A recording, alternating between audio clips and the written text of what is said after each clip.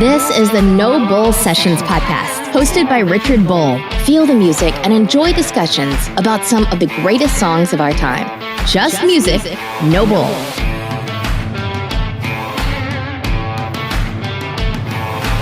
Yeah, right. Today's guest is Janet Robin. She is an extraordinary guitar player. According to Guitar World magazine, she's on the list of top 10 female guitarists. And Guitar Player magazine has her listed as one of the top 50 acoustic guitar players in the world. Guess what? She's part of a guitar quartet right now called the String Revolution. You know what else? Her early guitar teacher, who really got her on all the chops, is Randy Rhodes. Yes, the legendary rock guitar hero, Randy Rhodes, from the band Quiet Riot and, of course, Ozzy Osborne. Janet was part of the 80s Sunset Strip scene with all those cool bands like Guns N' Roses, Poison, Quiet Riot, Heart, played with Lindsey Buckingham from Fleetwood Mac.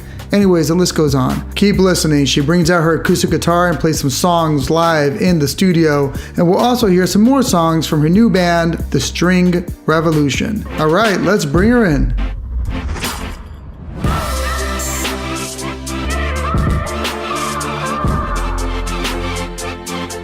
Janet, welcome to the No Bull Sessions. I am so happy to have you here. As you guys heard, she's a super acclaimed guitar player, recording artist, touring musician, and she has her solo project and now the new band, which is the String Revolution. Yes. With a new album dropping very, very soon. So welcome. So happy to have you. Thank you, Richard. And I do have to say that you absolutely have the best title for a podcast out there. Because that's really what podcasts should be about. No bull. That's right. Just say it. Just say it. Say what you want to say. I love it. Speak the truth, right? So, Janet, there's so much more that I want to just talk about. The music business, guitar playing, the instrument of the guitar, how relevant it is today in today's world. Yes. All kinds of really cool things that we'll get into. And I know we'll think of 20 other ideas as we're talking, which is part of the fun of it, right? Go with the flow. That's right, man. Yeah. It's all good. So I mean, your start was pretty incredible into guitar. And I'm sure everybody that talks to you, they're like, oh, well, when did you first play the guitar? What attracted you to it? But I think your story is kind of unique. So maybe you can talk about it just a little bit. Well, I grew up in a family with two older brothers, and my middle brother, I'm the youngest and the only girl, he was trying all kinds of things, like sports and karate and this and that, and then all of a sudden he tried guitar. And so I tried everything he tried. So, I tried the karate, but after being accidentally punched in the stomach and lost my breath, and passed out, I was like, I'm not doing this anymore. Not for me. Right? No, thank you. And so he tried guitar, and I begged and begged and begged to try guitar as well. And it was kind of like a spark that happened when I picked up the guitar. It was acoustic in the beginning, a 9-line string, and we were both just taking like folk, lessons back in the 70s there. And that was age 6, and then at around 8, I moved to a different music school called Musonia, and I continued taking kind of acoustic guitars and finger picking stuff there with a teacher named Arlene. He did as well, my brother. But then, we heard that Randy Rhodes was teaching there, and we didn't know who Randy Rhodes was, and he wasn't famous back then, but we just knew that he was teaching there. He was the son of the owner of that school, and he was supposedly an amazing guitar teacher and an amazing guitar player. So my brother immediately wanted to, move over to electric guitar lessons. Oh, of course. It's like, come on, man. Right. And so I'm still like finger picking, Peter, Paul, and Mary, which I like, by the way. But I was like, I want to play electric too, and that was around 9. By then, I was 9. Oh my God. I mean, wait, so were these like regular sized guitars? Like, how do you wrap your hands around that? That is correct. Because, contrary to what they have now, there was no 3/4 size guitars. No parlor guitars, nothing. No, I mean, no. that was used. No. Here, take a regular nylon Spanish guitar. No. I had one of those first, and then I moved to a Yamaha, just like you have. So we're here in the Noble Session studio, and we have a bunch of guitars laid out everywhere, staring at us. So that's what we're talking about. We're all happy about it. Right. No, I had a big dreadnought like your Yamaha over there. That was my first, which of course was a hand-me-down from my brother. And then he started taking from Randy, and I really, really wanted to take electric guitar. Because, I was coming home every day from school listening to him blasting Led Zeppelin, in his room. Zeppelin, Bowie, Deep Purple, Black Sabbath, the Beatles even. I mean, it was such a mix of music, and I just got obsessed with, all the amazing songs I was hearing, and he was, trying to play some of those things, and I begged and begged and begged for an electric guitar. My uncle had a connection at Fender, and he's beautiful. like, "We can get you a discount," and my mom and dad were like, "All right, we can get a discount, we'll get her the guitar and a small amp." And so my first electric guitar was a Fender Strat, white, 1977, with a Bronco amp, which I still have the Bronco amp. But the guitar, unfortunately, was stolen out of my mom's station wagon one time coming back from a lesson. So we took the insurance money from the car and bought a Les Paul Custom 78 because my same uncle had another connection at a little small guitar shop back then on Sunset Boulevard called Guitar Center. Oh my God. Which was literally like... Is it the same location where it is now? Maybe double the size of this room. Wow. The room's not that small, by the way, guys. Okay, so it was across the street from the current location on Sunset. And it was literally... So where Sam Ash is now? Yes, kind of thing. But much smaller. It was a one-door, small, one room store. One room. Wow. Okay. And so the manager there knew my uncle, and my uncle is involved in sound equipment, so that's how. Yeah, your uncle's pretty awesome. I know. Man. He's like hooking you up. He's big involved time. in audio, so he knows all these different people from That's trade cool. shows and whatnot. So he got us a great deal, and I got the Les Paul. But I had already been studying with Randy at that point, and I started at 9, and then eventually, like I said, I got the Les Paul, and the reason I got the Les Paul is because he taught on a white Les Paul. So I was like, well, if the insurance money is going to pay for the one that got stolen, I would like to get getting a deal. Then I want a Les Paul instead. Yeah, you want what you're... So I couldn't get white, which would be exactly what he had. I had to get black. So I got a black one, and I still have that. Oh, it's Of beautiful. course, I'm never going to get rid of that. No way. Well, I should have brought that one too. No, just kidding. You have too many. I just don't take it out anymore. I was taking it on the road with certain bands I was in, but now I just don't want to take it anywhere. How many guitars do you own? I have 27. Awesome. Yeah.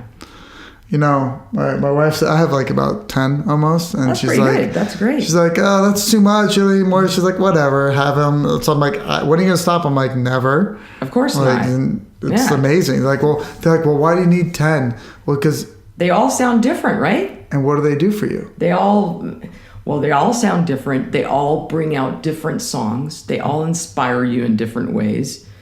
I mean, I get to ask that question too, because a guitar and a guitar is not the same, even if it's the same model. Because I have 3 of this same Taylor, and they're all 3 of them feel different. That's right. Like not only like the sound, but also like the physical touch was just, and the inspiration is just.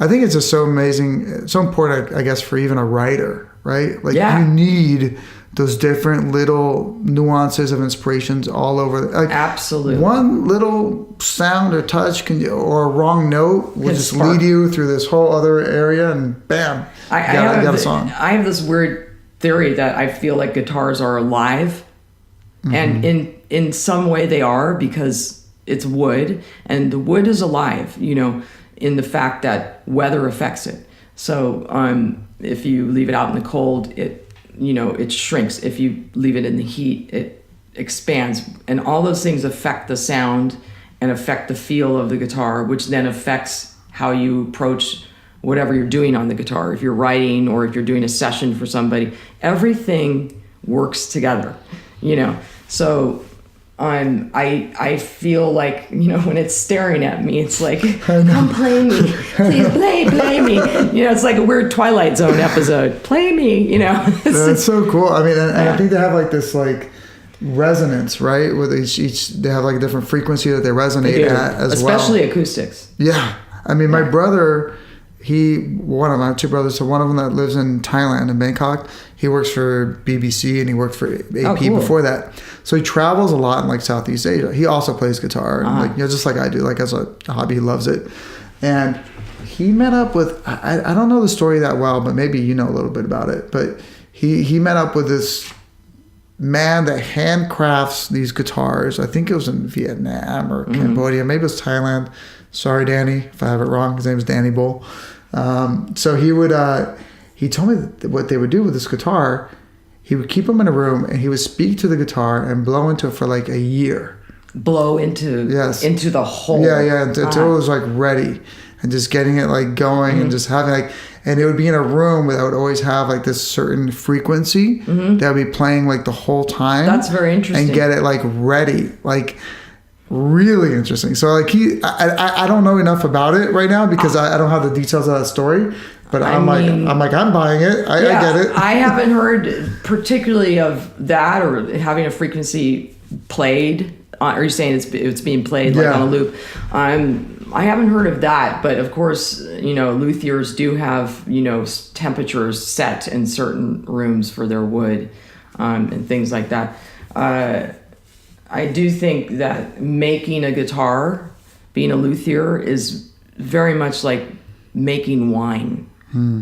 It's such an expertise field, and everything affects everything. Where you get the wood, how do you sand it down, and how you cut it, and I mean it's a guitar does age.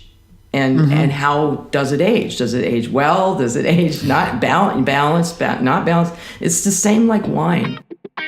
I think around age 11 or 12, I started feeling like, wow, I'm playing some, solos like Jimmy Page, What? I am like, God. I can, but that's all from Randy. It's like seriously all taught from Randy to me. He was such a great teacher. And I think when I found the guitar, I found myself. He didn't care, number one, that I was a girl, and number two, he didn't care how young I was. And I believe I was the youngest student he had ever had. Wow. And I think there were a couple of other female students, but they didn't really last long. So basically, his family credits me being the main female student, cool. Whatever you want to call it. But I really liked that because it gave me so much self-esteem and confidence growing up. I can imagine. Yeah. Sure. So, I think around 11 or 12, I was in, neighborhood bands, garage bands, playing with kids in the school, in school. And they were all boys. And I was very eager to show off all my little tricks and flashy stuff that I learned from Randy. But I also learned serious blues licks because Randy was actually a very good blues guitarist. Wow. He comes from that. I would have loved to listen to that stuff. I mean, one of his favorite bands is Leslie West from Mountain. Let me just do something real quick, guys. Yeah. I'm sorry. Not okay. Everybody here is going to know who Randy Rhodes is. Okay, so I'm going to do my quick little attempt to do like the layman's overview, and then Janet will give you a lot more details. Go okay, for it. So Randy Rhodes, you guys know the song "Crazy Train," Ozzy Osborne. That is all Randy Rhodes. I mean, it's one of his most famous licks, right? Oh, he wrote that song with Ozzy, yeah, amongst many others. Yeah, I mean, the guitar solo, the riffs are incredible. He was also in Quiet Riot. Right, except they didn't get famous until after his death. Now, Quiet Riot was a very popular LA band, and they were playing all the clubs and stuff. Of which I went to a couple of those shows as a young girl. How old were you? I had stories about that too. I was. It's like your first impression of like a rock band as a little kid. That literally was my first concert. if you want to call it a concert, it was in a club, at Starwood. And those of you who are LA natives would know the Starwood because everybody played there, including Led Zeppelin and Van Halen. And when they come to LA. Where was the Starwood? On the corner of Crescent Heights and Santa Monica Boulevard. Nice. Bring it back. I think it's a mini mall now, sadly. But yeah, my parents would take me to his shows there. How old were you? 12. 13. What? 12, 13, yeah. So what did you see at 12, 13 that was shocking at that age? The first time you saw something crazy? Well, I had watched, films and documentaries and looked at pictures on my brother's wall of, and read all the magazines and seen pictures of clubs and sweaty guys and all these clothes and, So I knew that culture. I just had never been in a rock club before. So, because I, wasn't allowed in, and this club happened to let you in as long as you were chaperoned by, your parents. So I walked in there, and I actually felt quite comfortable, to be honest with you. I was like, these are my people, But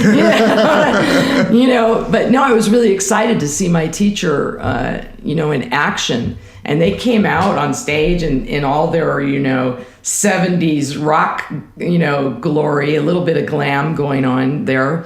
And when Randy played, it was just like, what is that? Wow. I can only imagine that it's the same if somebody saw Jimi Hendrix play for the first time, right?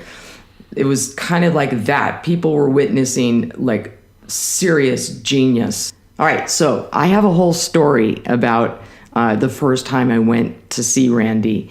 And the day that he was playing, I had a guitar lesson, and he came out and said to my mom, I have a cold, and then my mom said, my husband uses this vitamin C in powder form, and it really helps people with colds.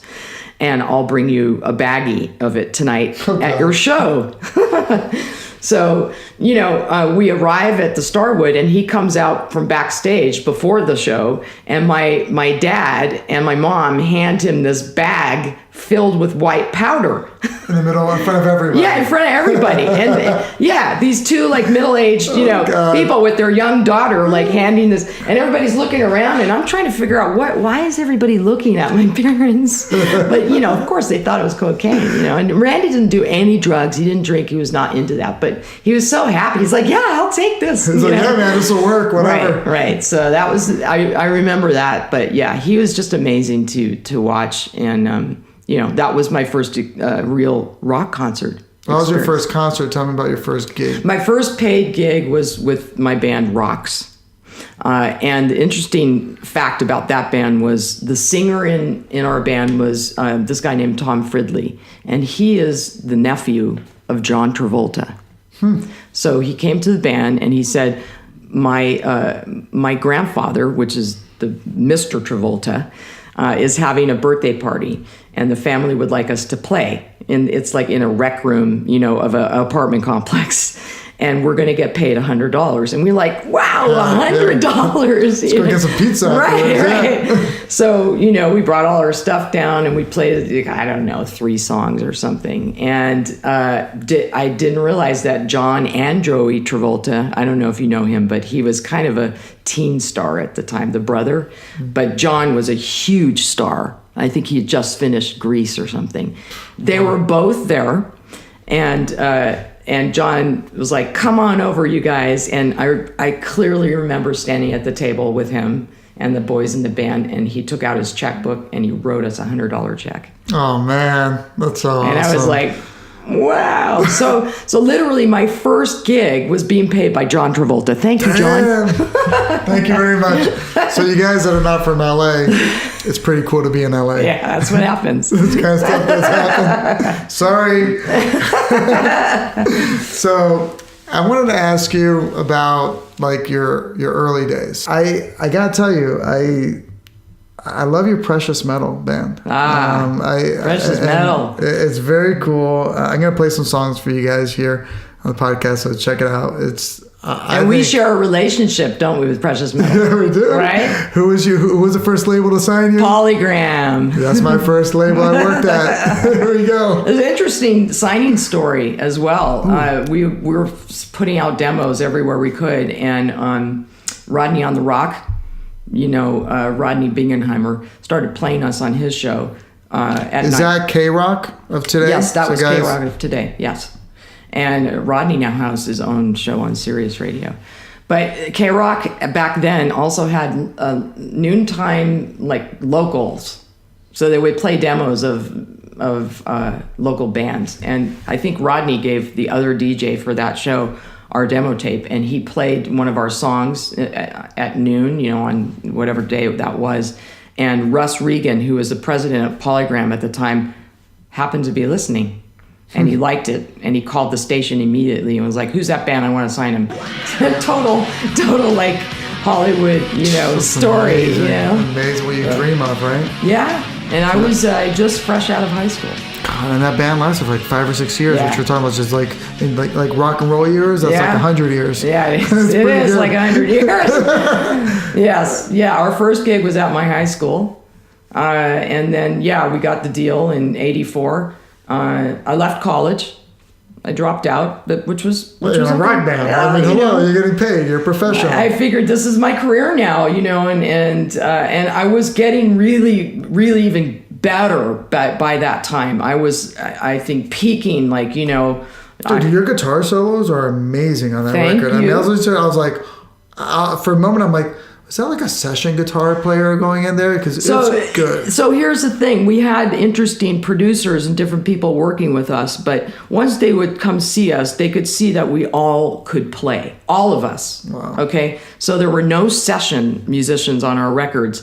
And, I was really quite a tough kid. And I would say to the producer, nobody's playing my solos. And you can see by coming to my shows that I can play.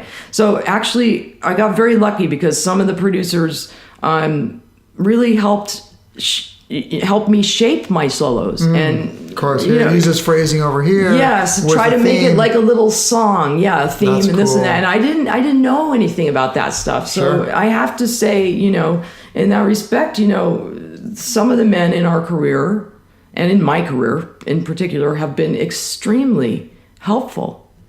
Okay, that's a nice layup there. Some of the men. Some. Tell me about some of the other men Well, that were not as helpful, which I'm sure, was...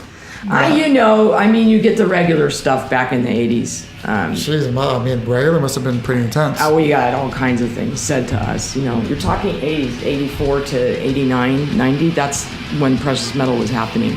And there really weren't that many female bands. Vixen came out a little bit later in the 80s.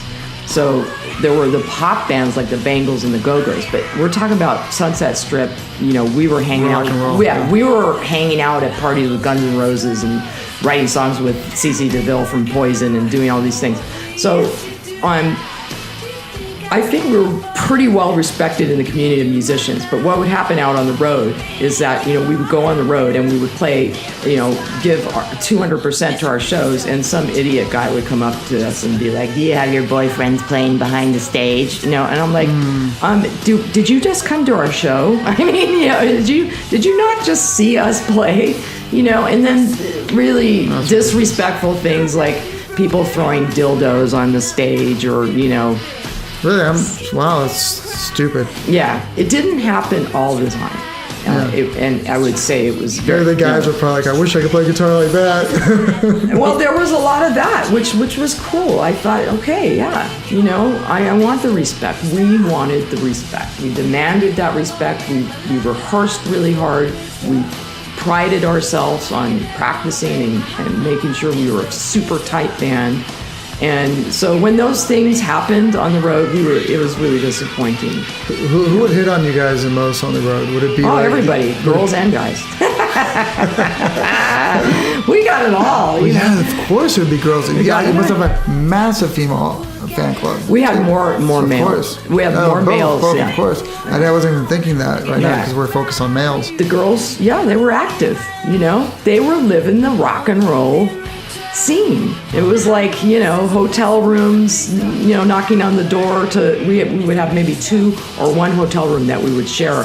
And, if one of the girls had a fling with one of the guys, they would show up the next morning, to get dressed, so we had to leave. And there was this story of, one of the ladies in the band showing up, early in the morning, knocking on the door, basically completely nude. The walk of shame. Totally naked, with just her motorcycle boots on. Oh, nice. and her little rock and roll cap. Let me in, I got to get dressed because we have to go.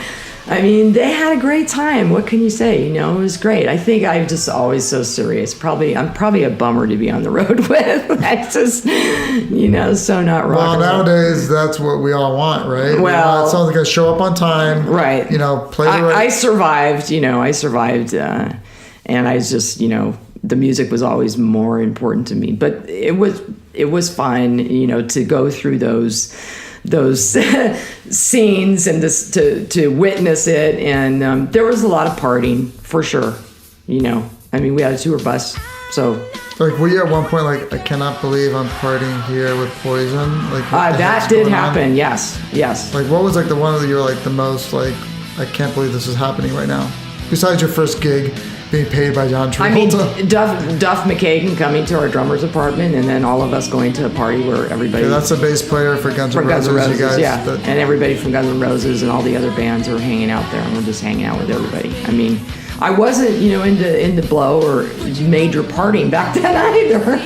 I did drink, but that just was hanging out with these hanging out, genius. That you and them, everyone's all part of history. Well, I really liked that they respected us, because most of those guys on the Strip, we were, that's what's missing now in LA is this camaraderie. Because back then in the '80s on the Strip, it was a club.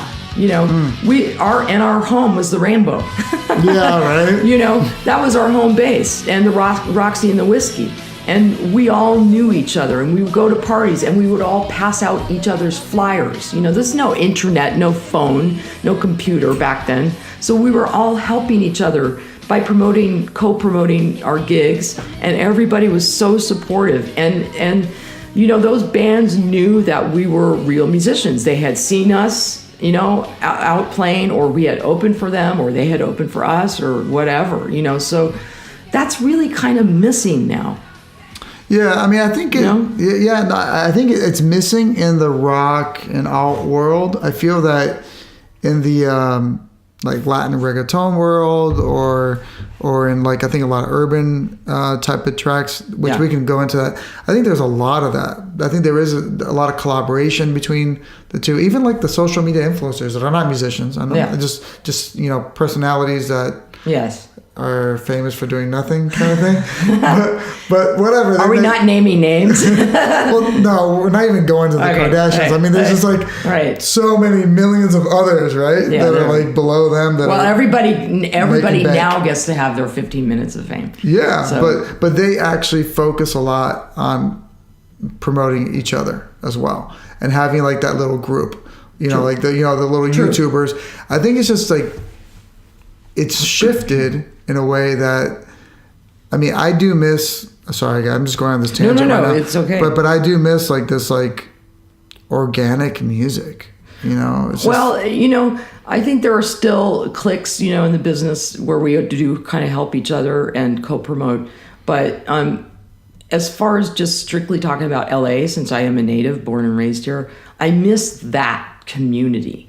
Literally, specifically on the Strip, walking up and down and going into the restaurants and going into the clubs and the Rainbow and running into people on Sunset and chatting and hanging out. And none of that exists anymore. What I think got lost in the 80s was, the glam part of it, the dressing, the hair, that kind of skewed the actual musicianship that was going on. Oh, yeah. Because also back then, no Pro Tools, no copy and pasting, none of that, no vocal auto-tune. You had to play and sing really well. And no, not really well, like fucking great. And if you didn't, you had to do it again until you did. Multiple tracks, So. Right. I mean, I think of White Snake, which I'm not saying it's my favorite band, but I think they're really good. They're excellent. I mean, I listen to the guitar solos and those vocals. Everything. Musicianship was at high levels. And unfortunately it got, like I said, skewed by, makeup and guys dressing as women and girls, That's a good point. Whatever, you know what? That's I've never thought about it that way, but I think you're totally right. There's something there. So let me ask you, after Precious Metal, you did a bunch of fun stuff, but I know that in 92, you met up with Lindsey Buckingham from Fleetwood Mac.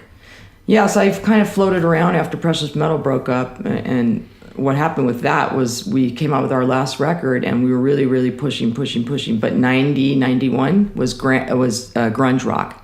And the label was like, we can't push this anymore. They're only playing grunge, Nirvana, Pearl Jam, Soundgarden. Because we were the Courtney Love thing. It's not you. No. You're and you. Yeah. We got dropped. And I think after 6-7 years in the band, everybody was like, you know what, let's move on. So the singer and I tried to do a band together, but I was literally just floating around, working in recording studios and doing whatever I could, gigging with some local bands and doing stuff until I got an audition call for Lindsey Buckingham's first solo tour with a band. And I had no idea if I'd gotten the gig or not, or if he liked me or didn't like me. I didn't know anything. And the lady who put me in touch with this, for the audition, I called her. I said, I don't have a clue what happened at that audition. So, and she's like, well, I'll let you know. And so like 2 weeks go by, and I'm like, oh, I just forgot about it. I was like, forget it. It just didn't work, Yeah. It's and then I get a call. To deal with it. I get a call from her, and she's like, Lindsey loves you. He wants you on the tour, and next week you're doing Jay Leno. Oh my God. That quick. So like in his mind, he was already like, yeah, she's it. Yeah. But he just forgot to mention it to anybody. No. In his mind, it was already done. There is no time scale for Lindsey. He doesn't know anything about time. He works in his own time. Like a true artist. Yeah, his own reality of time. So I was like, oh my God, oh my God. So, of course, as we started rehearsing for that and the tour, the guitar parts got much more complex, and so did the singing. And he literally started taping us all on individual tapes on ADATs, individual tracks on ADAT players that were hidden behind the soundboard. Oof. And nobody knew that we were being taped at rehearsals. Oh. So then he would sit down with us. He started sitting down with us after rehearsals and singling certain people out, like myself. Janet, you're out of time on this part. You're out of time on this part, that part, and you're singing out of tune on here. And if you don't get this fixed, I have to fire you. I have to replace you. Right. Yeah. No, I have to get rid of you. That's what he said. Get rid of you? Yeah, basically. I think it was get rid of you or I have to let you go. Or I have to make a change is a nicer way to put it. I was literally like, I need a diaper right now. Because I just shat my pants. Oh, God. And, I was relatively young. I don't know, 23, 24. And guys, pressures of being a real But I had musician, a lot of pressure already in Precious Metal. There was a lot of pressure with different things in that band. But this is different. You're this guns was for way hire, different, man. right? And I had never been in this hired gun situation before, and I so wanted to be good. I so respected him, and I really, really loved the music that we were doing. And I was like, shit, fuck. So I went home and I just spent my entire 2 weeks of salary on every day going to vocal lessons and guitar lessons. Wow, that's good. And taping my parts and playing to the parts, and then a couple of us in the band would get together, and because it wasn't only me, it was all of us. Mm-hmm. We were all on. You had your spec. issues. There were all different issues. Yeah, and he's a perfectionist, and it was getting closer and closer to the Leno show, and so he left rehearsal and he said, I want you guys to rehearse on your own without me. Get it together, and then I'm coming back and we're gonna go through the songs and we'll pick the one we want to do for Leno. And that's what happened. Jeez. That was the beginning. That was the very beginning. But then you stayed on after that. Well, what happened? What happened was that created immense anxiety in my head, and I'm now on anxiety medication, and I think it never went away. I can imagine. I'm that's whatever job you have, guys, whether it's a hired gun musician or or you're in an office and you're doing like numbers. If you have a boss, quote unquote, Lindsey was your boss. Yes, right? he was, yes. And this is a boss where you don't have to go, there's no HR here, guys, or anything. It's like the emperor of the world, and you live or die on his mood. Pretty much. Sure. Yes. I mean, we know how this goes. Yes. Right? So you guys know what it's like to have like that tough time where anything can just, you walk in, you play, you have a bad day, that's it. You're out. Yeah. So like, and then every day you go in there, you're like, am I in or out? Am I play good enough? Right. Like, whatever. So I'm sure like when the tour finished, you're like, okay, fuck this. Well, later after the show, after we did the show and we got into more intense rehearsals for the actual tour, meaning the show, the Leno show, he did pull me aside and say, I knew you would rise to the occasion. And that's a true mentor and teacher right there. Pushing you to the limit. And I knew even at that age, this is a big fucking lesson for me. Mm-hmm. Do not take any of this gig for granted. Nice. And how did you feel like coming out of that, you're like, woof, all of a sudden I'm such a better player and vocalist? I felt like I had gone to graduate school. Huh? I'm sure. Yeah. And came out with a degree working with him. You had two pretty amazing professors so far. And that's just two. I've had others, I'm sure. Other people along the way. Those producers too. Well, congratulations. That's and other artists such as Nancy Wilson, for example. Oh God. Also a bit of a mentor. No, Nancy's a beast of a guitar player. She's amazing. Goodness. She's amazing. And she's gorgeous too. She's amazing. And she's an amazing singer, by the way. Her sister is too, but she is also amazing singer, and she just really supports other ladies in rock and roll. I love Heart. I think they're an amazing band. They're great, and I have to say, growing up, I really didn't have very many female idols because there just weren't many, especially guitar players. So the ladies in Heart were like, I idolized them. I mean, I was like, oh, women who play rock music, you know? Yeah, I'm sure. And a girl who's in a rock band playing guitar. I was like, oh, that's so cool.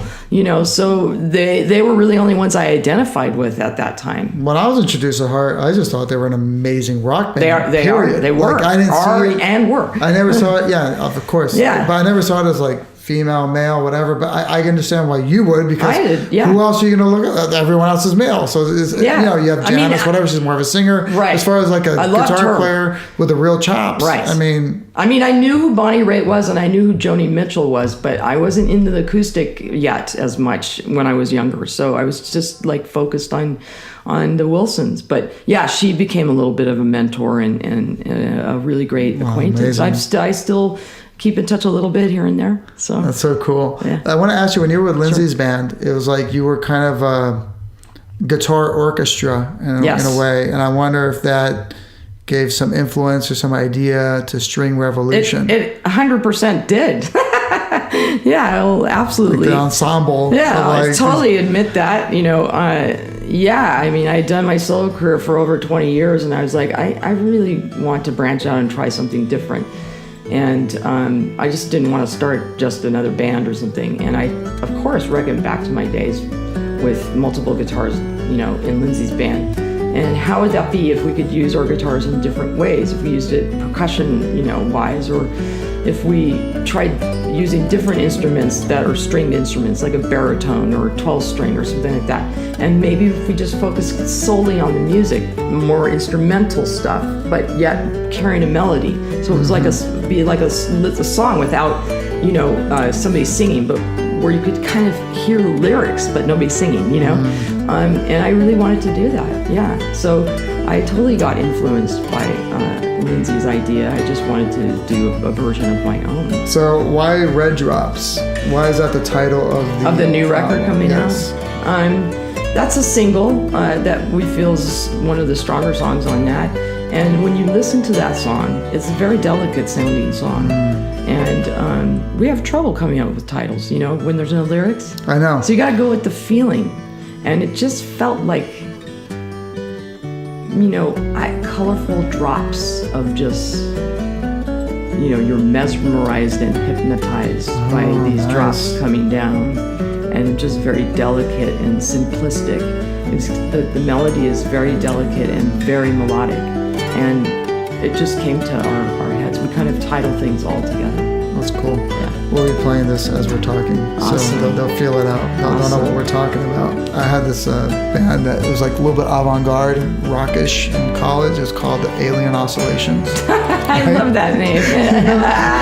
Oscillations for like the wavelengths and everything. You know what I'm talking about. Yes. Right. So I can't sing to save my life, so a lot of it was instrumental. And I know what you mean about coming up with the titles, but It's tough. But for me, it was like, this picture, this word would just come to my mind. And I have this one song that's called Red Rocks. And the Red Rock. And it has funny. like this, and the Red Rocks is, I was thinking like, like obviously the Red Rocks in Colorado Yes, or whatever, yes, but yes. it's kind of like this odyssey that for some reason I feel like you're like, the sea's calm, and then there's like these shipwrecks and these big waves. It's like you just go up and down. I mean, I love that stuff. You have imagery, basically. Oh, yes. I do think when you listen to a song, even with lyrics, there's imagery that pops in your head. So Sure. we really try to tap in on that. And of course, it depends on how much wine or whiskey you've had.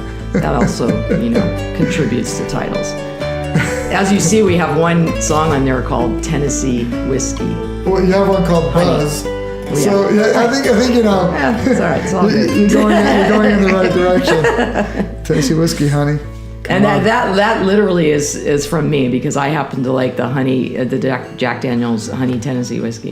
Yeah. And I was having a little sip of that while we were jamming. That's how we write. We kind of jammed together, and we came up with this kind of riff. And I had been drinking that at nice. the time, So Wow, I got to get you writing with some of my artists. This would be really fun stuff. sure. It'd be really, really cool. I love collaboration like that. I like writing on my own too. There's something very therapeutic about that. Mm-hmm. But I come from a collaboration atmosphere, being in a band. That's where I come from. So it's my comfort zone. Speaking of band and collaboration, let me bump in here and tell you a little bit about her String Revolution group. It's made out of Marcus Ilko, Danielle Schwartz, Art Zavala Jr., and of course, Janet Robin. This multi-guitar project that creates the percussive beats, bass, melodies, rhythms, and everything you want to hear from beautiful music into one incredible guitar ensemble. As you'll hear, the songs will carry you and open up your imagination. It is an awesome project, and it takes some immense talent to be part of this group. Their newest album release, titled Red Drops, is dropping real soon, so look out for it. Check out the String Revolution and see if they're playing in a city near you. Cool, so now we're gonna play a little excerpts from the String Revolution.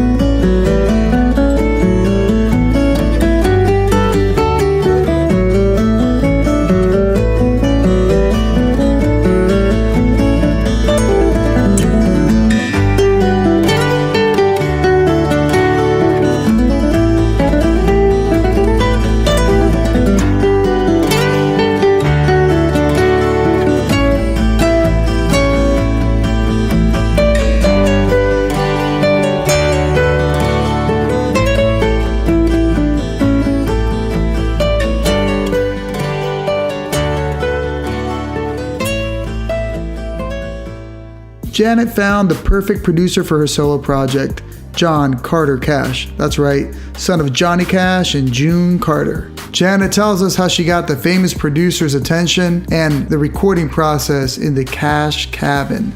That's right, the famous Cash Cabin recording studio outside of Nashville, Tennessee. This is my So cool. this is my guy, and we're about the same age. So I literally wrote an email to Cash Cabin. I didn't know who it was going to go to. He didn't have his email in there. And as another waiting game, it was around Christmas, and 3 weeks go by, and I'm like, well, forget that. That always happens to me. I forget that, and then all of a sudden I get this email. That's the right attitude to have. It is. You have to just put it out. I've always done that in my career: throw shit against the wall and see what sticks. Sound like a music executive. Literally. Sorry. No, I know. It's I get it, but you have to put yourself out there. I just, I really wanted it to work out because I thought he was super unique. Because I'm kind of doing, a singer-songwriter thing a lot with my acoustic, but I want to showcase my playing, and I just thought this is the guy to do it. So he got back to me, and he said, "I listened to your music from before, and I totally get what you're looking for. I'm interested in working with you." So here's a song that I selected from their production together, Janet Robin with John Carter Cash as a producer, and the song is View from Above.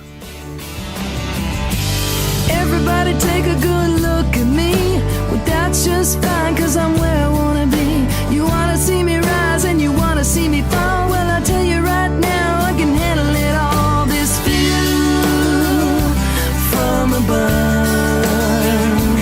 is not lonely at all.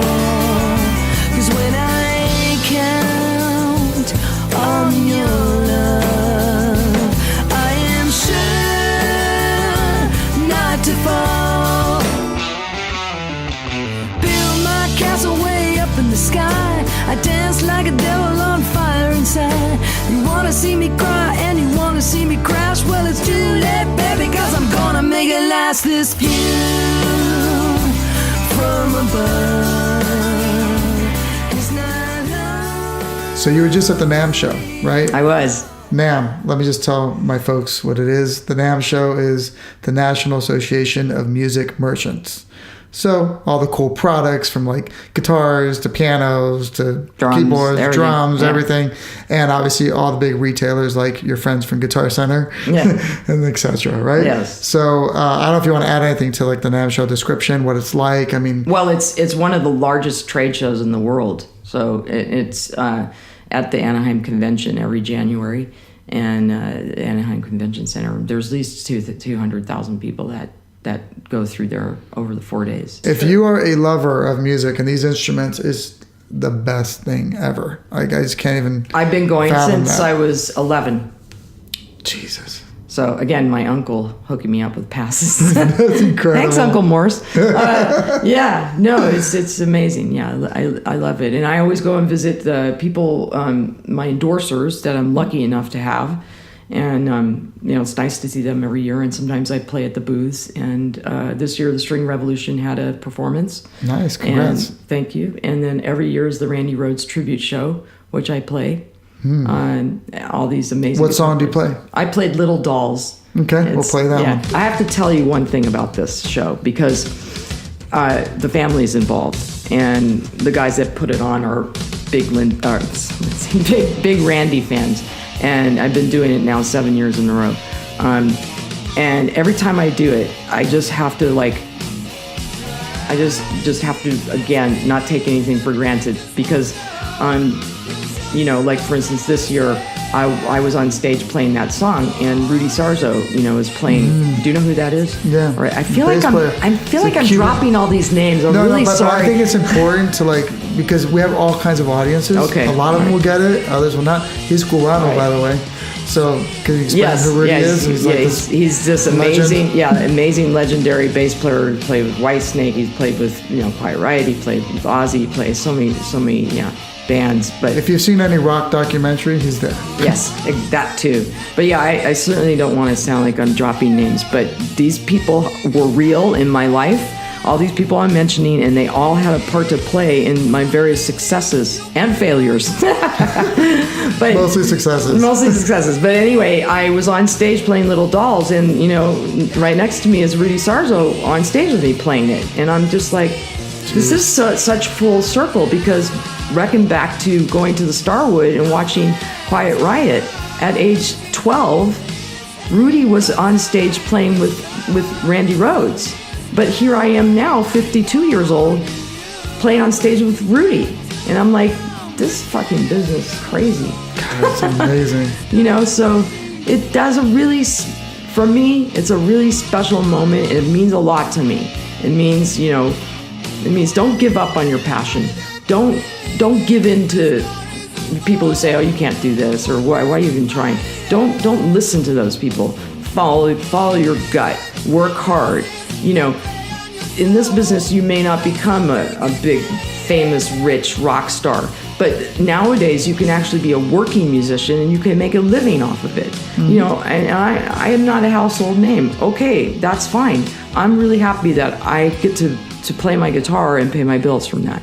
Janet is in the big leagues, guys, because I'm going to remind you guys, I know I mentioned this earlier, but top 10 female guitarists, Guitar World Magazine.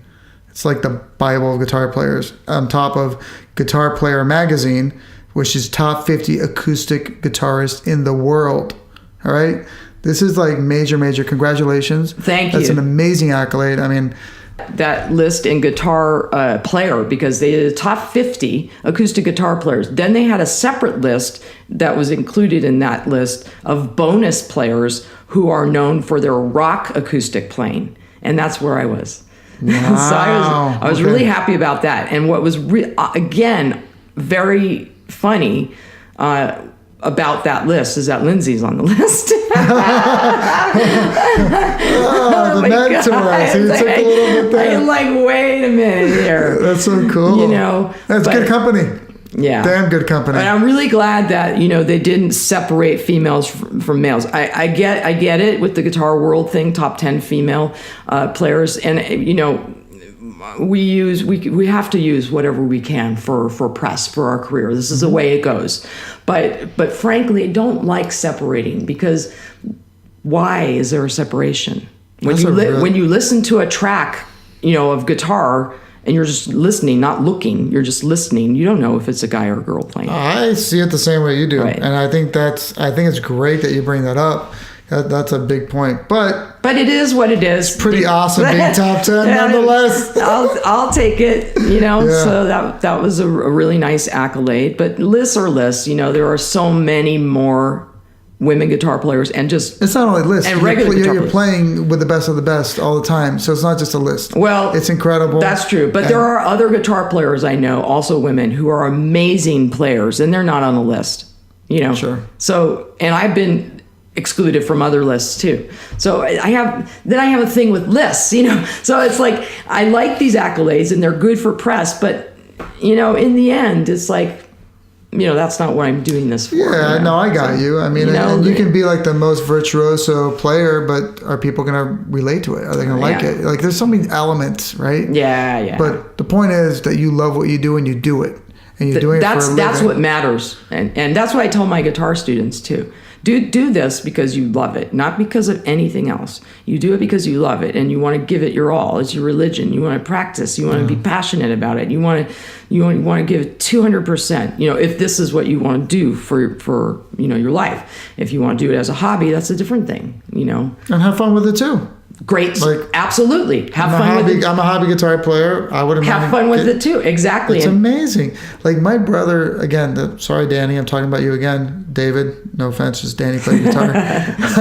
So he has this whole thing because he lived in Bangkok for I think the first 5 years he was there, he was single, right? Mm. So of course when you're single, you have some times where you're kind of like alone, but he kind of liked it. He was totally cool with it. Had no problem at all.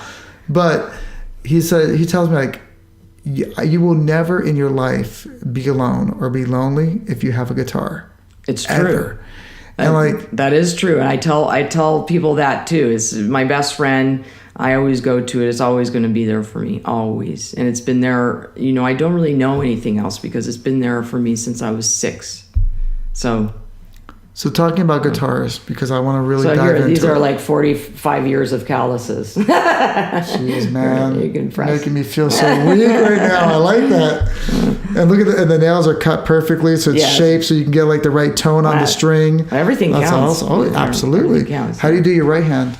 My right You don't hand. do your nails. You finger pick. Yeah, I have little calluses from finger picking, and the rest is just from big. Pick. Nice. Well, we love guitars. We do. You are a professional guitar player. I'm not, but that's okay. We still love it. Absolutely. And something about me, I talked to my wife about and so forth. It's like, I kind of miss hearing guitar on the radio and not radio on playlists and so forth. Like I feel that I want to get your sense for being at NAMM right now. Like, where does guitar belong in the music space of today? Because obviously, 60s, 70s, 80s, even 90s, it was number one. It was the number one instrument in the world, period. Yep. It's still extremely popular. It is. But right now, you listen to a hit song, it's really like a sequencer. Right. It's loops. Right. It's a beat. It's, putting in whatever instrument through your synth and you're done. And I don't hear so much guitar. And there's also like the dynamic of like a band playing live versus it all being piecemeal and produced. So I'm sorry, I'm saying too many things. You're not. But it's just, I want to get your take on like where you think guitar is in the world today of music. So I do think, you have to take in consideration that the music business has changed, and now you have all these outlets for people doing music, and bands to work and get, underground famous or whatever. And so the reason I'm saying all that is because on commercial radio, yes, you're hearing sequencers and loops and, more of the pop diva kind of stuff, which is fine. And the loss of guitar and loss of the guitar solo. That's the guitar. gone to, have you noticed the guitar solo? Have you noticed what it was replaced with? Have you noticed this? Have you I don't know. Maybe I should know. What is it? It's been replaced with a rapper. Oh, that's right. Yes. Have you noticed That's that? right. That's such Well, a I good... started listening to it, I'm like... That's such a good, perspective. It Right. has, yeah. Because they still have that break. It's still they do. happening. Yeah. Like, listen to something like, like Fifth Harmony, right? It's just like a super pop band. Ha ha, they're fun. And then the breakdown is a guy rapping. Right. That's guys that are new listening now, that are younger. That little rap, that's what the guitar solo was. But, commercially, that's what they're selling to, the audience that wants to listen. The young kids, a lot of them want to listen to that stuff. And they grew up on rap. Okay, well, what do you think about Greta Van Fleet? Okay, so what I was leading to was... I'm sorry. the major labels, it's safe for them to sign bands like that, to sign artists like that. They're going to get their investment and then some back. Meanwhile, because the music business has changed, you can put your own music out there. You can tour on your own. There are all these rock bands, with guitar players playing guitar solos and rock riffs out there doing it with plenty of, fans. I mean, the Black Keys started, that way, playing clubs, and then suddenly, they got really big, and not suddenly, but then they got signed, and so the guitar is not gone. It's not gone. It's just I look at it as it comes and goes in waves, and there are different areas where it's more apparent. So definitely not on major labels as much. You have Florence and the Machine. You have some of these, the Greta. St. Vincent. St. Vincent. Yeah, you have, but still not as commercial as Ariana Grande. Not in that. So, it's still under the It's under the radar right now, the guitar, but it's still out there for indie people to go see these bands, and those bands are still selling some records on their own. Let's just say I don't think guitar in popular music is ever going away. I don't think it's ever going to go away. You're always going to need real guitar, a real guitar sound, and a real player playing it. It can never be replaced by a synth. It's not the same, Don't mark my words, but that's what I feel. And if I have any mission in life besides to continue, working, it's to turn as many people onto guitar as possible. I'm like a missionary, I'm like a missionary for guitar players, It's like my religion, Well, if you don't mind, I think that would be a great time for you to play some stuff for us. Sure. That would be wonderful. Yeah, sure. So you have one of the guitars that you're sponsored by. Taylor. I love him. I'm also endorsed by Turner Renaissance. Rick Turner makes all of Lindsey's guitars. He's kind of a boutique luthier, Fender and Gibson. I'm not really exclusive with anybody because you need guitars, all kinds of guitars with different flavors. You know? And inspiration, like we talked about. What tuning is that? So this is a drop D, G, D, G, B, D. D. Yeah. Whoa. So it's kind of a Zeppelin tuning, you know? You know?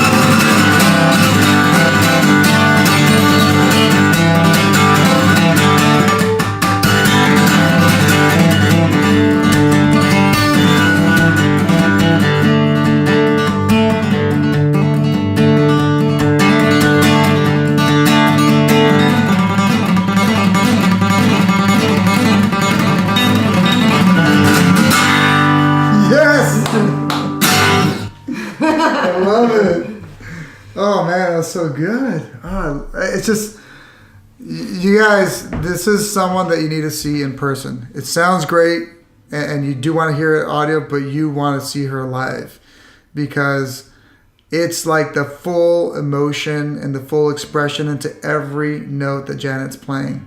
And it's a completely different experience. See her live. Thank you very much. It's awesome. Awesome. I loved it. Thank you so much. It's my pleasure to share. That was great.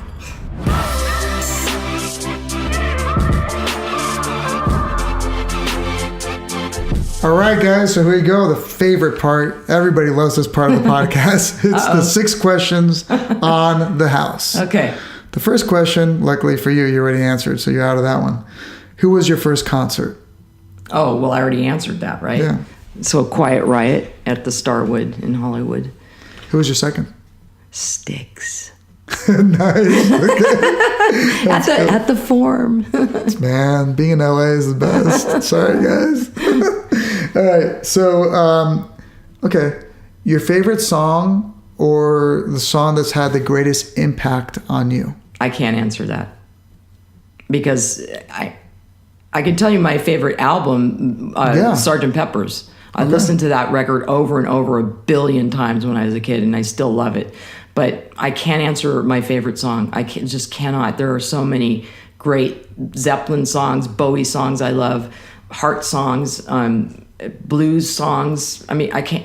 I'm sorry, Richard. No, I totally get it. I mean, Can't do it. I don't think I'd be able to answer it either.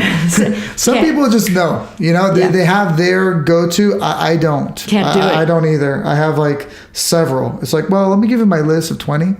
Like maybe I can do that. Yeah, I mean, it's just so many. So here's a fun one for you. What's your biggest music business mistake so far? That's a good question. Perhaps not starting my solo stuff a little bit earlier, younger. Mm-hmm. Maybe I would have had a little bit more success with it, had I started or younger. When did you start? 28. No, you started the solo. What year was it? 1998. 98. But I was 28 by then, nearly 30. I mean, now maybe it doesn't matter so much, but back then it was like, you're you're too old. Yeah. Got it. And now and the reason I kept going really was, Ani DeFranco inspired me. She's like, fuck it. I'm going to put out my own records and I'm going to book my own shows. So I was like, you know what? If she can do it, I'll do it. That's awesome. Well, I'm glad you did it. Yeah. But I really don't have any regrets to let you know. Most of my choices I made with clear conscience, and I was like, okay, whatever the consequences are, the consequences. Well, that's good. I mean, I tell everybody that they're on there. I'm like, I have a long list of music business mistakes that I've made. And well, we all make mistakes, but you're supposed to make some mistakes because you're supposed to learn from something. That's right. Yeah. So, and that's why I asked this question. Right. Because I want people to be like, you know what? That's a good point. I'm going to keep that in mind. So I take that with me. It's not about making somebody feel good or bad. It's about what other people take away from life lessons, which that's a good point. I can absolutely say I have learned a lot of lessons. That is for sure. Oh, yeah. I'm sure you had amazing teachers. About life also, not only about being in the business or being a guitar player, just about life and being a good human. Your recommendation for like a best new artist or like this new artist or type of music that you're really into that not that many people know about that you can turn everybody on to? Well, Nathaniel, I don't know how to say his last name. Ratliff? Well, Nathaniel, I am an avid listener of Sirius Radio, so I don't even listen to regular radio anymore at all. They listen to podcasts now, guys. Yeah, listen and that too, yeah. But when I heard that song, SOB, I was like, this cool is fucking the shit, man. This is cool. He's bringing back this old time, this kind of old rock and roll, Cool. kind of bluesy gospel sound with a new take on it. So let me ask you another question. Next question on the 6 questions on the house is your most embarrassing or funniest moment. Oh my God, I can't talk about this. Oh my God. Then people have this idea of what I look like and who I am by listening to me. And then when I tell you what happened, they're going to be like, oh no. Oh no. Okay. I mean, I'll say it. Okay. So I was getting ready to play a show at a very nice theater in Pennsylvania.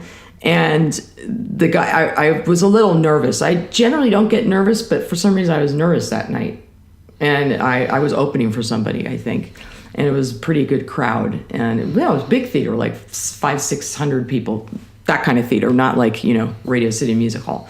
But still, that's a lot of people for me alone playing guitar, And they were getting ready to introduce me. And I was on the side of the stage, and I was a little nervous. And the usher was standing, where the backstage area is. And I just couldn't control it. It just came out. Oh, no. I don't know. I think I just was, my stomach and, the gas and it just came out, and it was relatively loud. And the usher's standing there, and the MC's on there getting ready to introduce me, and I'm about to go out there and try to really win these people over who are not there to see me because I'm opening. And I'm like, oh my God, I can't believe that just happened. And I'm looking around, and I'm like, oh my God. And she's just keeping a straight face, so... Listen, we all, everybody Human nature, passes baby. gas. I don't know what happened. It just happened. Sorry, guys, if I, if I've disappointed you. Yes, she's a human being. Yes. She is human. Right. But that was literally the most embarrassing thing that happened to me while on the job. How did you change your state that was to really get out hard. there and just... That was so hard for me because all I was thinking about was I am so embarrassed that woman just heard me fart. So.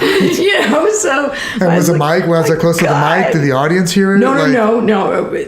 Thankfully they didn't because I was in the side of the stage and she was standing near the stairs and I was getting ready to go out and I'm like, oh my God. You know what? It's probably not the first time she experiences that. I know. There. But so what happened when you went out? So he introduced me. I came out and I'm just like, smile coming on and coming out. I'm like, I'm going to rock this shit right now. I'm going to bring it even I'm not harder. going to think about it and I'm just going to go and rock my shit, Yeah, that's right. But after the show, I was like, my hands on my face backstage, like, oh my God, I can't believe that just happened. But there are a couple of other ones, but that's the one that really sticks out. No, I'm sure.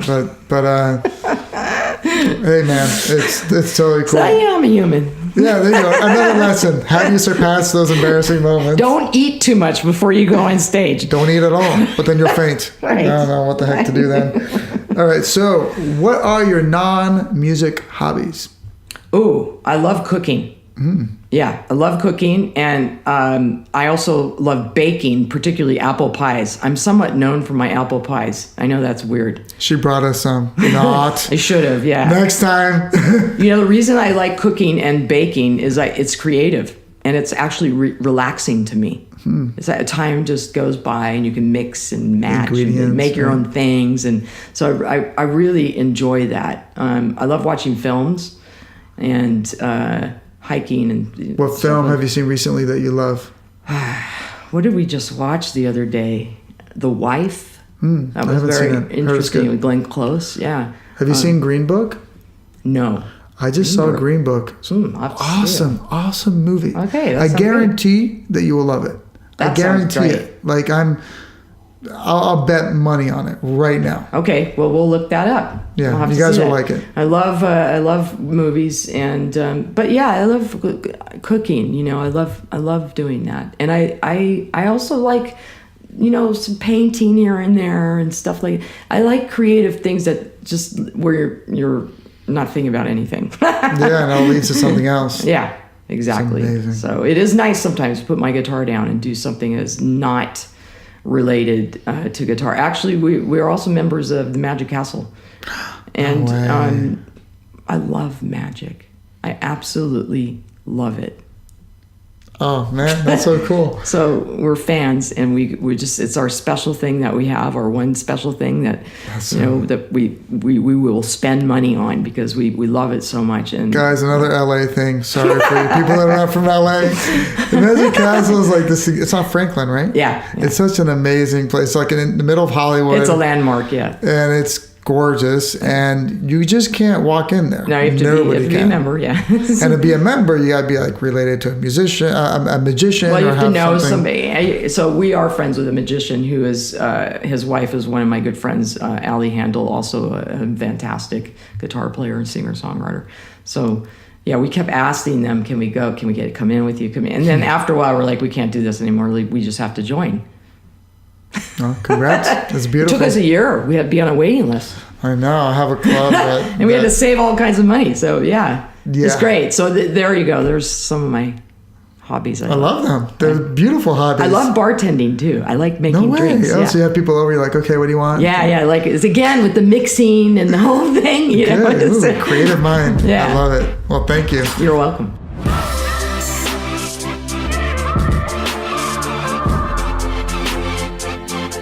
Hey, I hope you guys enjoyed that. There's so much more that we can talk about with Janet. She's such an accomplished musician and a true expert and lover of the guitar. I was introduced to Janet through a good friend of mine, Mitch Yankowitz, who is a piano player and now is picking up the guitar. In order to compress timelines, he got going pretty quickly with Guitar Chops and he connected with the best. Now he has Janet as his instructor. Yes, she learned from Randy Rhodes and now Janet's teaching my friend Mitch. Pretty cool, huh? Yeah, I think that's awesome. So to learn more about Janet, contact her for work, recording, gigs, songwriting, lessons. Make sure to check out her band, The String Revolution. And of course, check out Janet Robin and her amazing music at janetrobin.com. You can also email her directly, janet@janetrobin.com. Thanks for listening. Stay tuned for future podcasts. Thank you. Be good. Stay safe. Love you. This has been the No Bull Sessions podcast, hosted by Richard Bull, found on Instagram at Richard Bull Toro. Make sure to comment on this podcast or leave us a voice note to be featured on future podcasts. We'll see you next time on the No Bull Sessions podcast. Just music, no bull.